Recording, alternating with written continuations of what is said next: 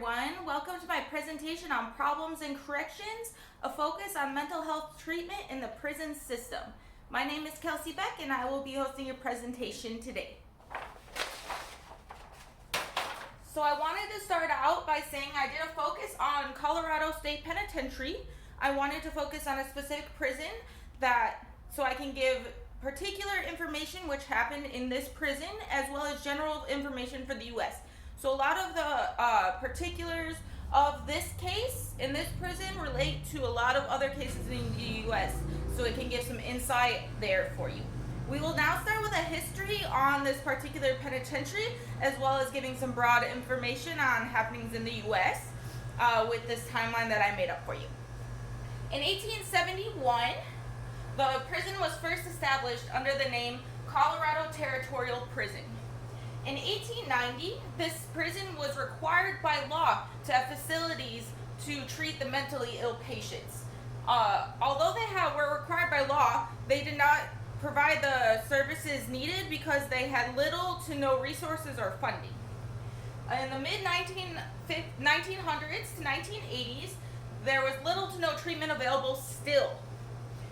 Segregation and solitary confinement was the main source of treatment for the inmates, and this worsened their conditions besides making it better. They decided to separate them from the general population to protect the general population versus treating the mentally ill who really needed it. In 1980, the criminal justice system decided that criminals are indeed treatable for mental illness versus just being incompatible with society. So they thought they were just unfit for society, but then decided, hey, these are actual human beings with definitive conditions, and maybe we should provide some more treatment for them. In 1981 to 1989, so 1981 is when President Ronald Reagan was inaugurated. He was a big crime buster. He decided to create harsher punishments and longer sentences for inmates. But with him doing this, he created more overcrowding in the prisons, but also cut budgets for mental health services within the prison. This also cut, not only did he cut the budgets within the prison system, he cut it in general. So mental asylums, a lot of the patients were being released because of budget cuts. They couldn't afford to provide service for everyone. A lot of these patients from asylums ended up committing crimes, and they ended up in corrections in the prisons, which created more overcrowding, and they still had no services to provide for them. So this was a bigger issue at this time. In 1989, a committee is assigned to the prison to facilitate mental health services. So they actually provided some psychologists and psychiatrists to actually treat the patients. In 1999, a task force was assigned to investigate the prison system and their mental health treatment facilities. They found a lack of resources and trained personnel.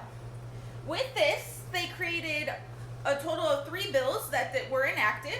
The first one was meant to detect mental illness in inmates. So it was meant to observe and talk to the inmates to diagnose them with mental conditions. The second bill, it granted financial aid to inmates after release. So once mentally ill inmates were ready for release, it gave them a little money to get treatment or kind of start a life outside of prison so they didn't end up back in prison.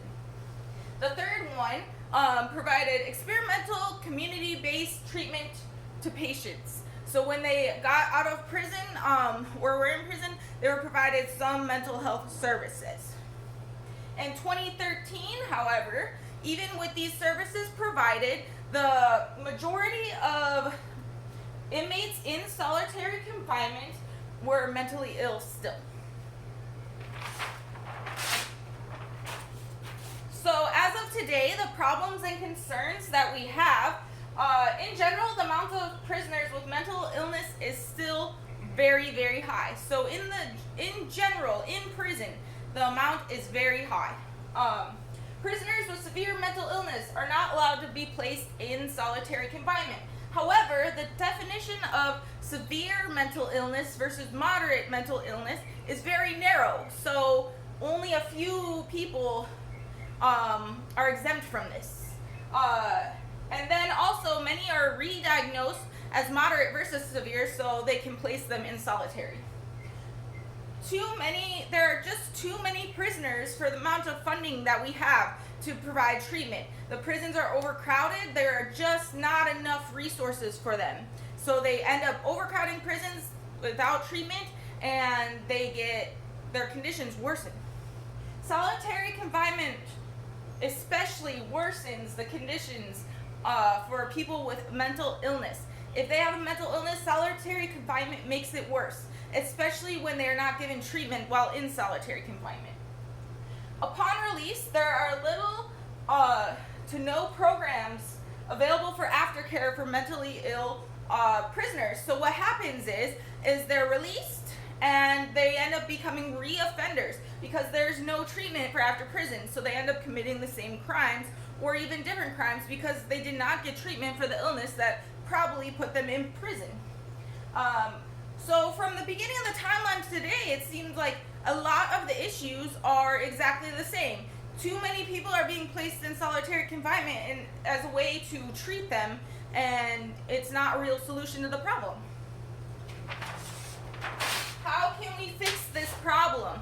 First and foremost, more funding equals more services. Some sort of bill or petition needs to be made to provide more services, more funding for the services that the prisoners need. People who work as psychiatrists in prisons, they need to be paid. And unfortunately, that might mean a tax hike or something like that. But we just need more money for the services that we need in the prisons. Second off, the definition of severe mental illness needs to be broadened so that those who really need the help aren't just placed in solitary to solve their problems.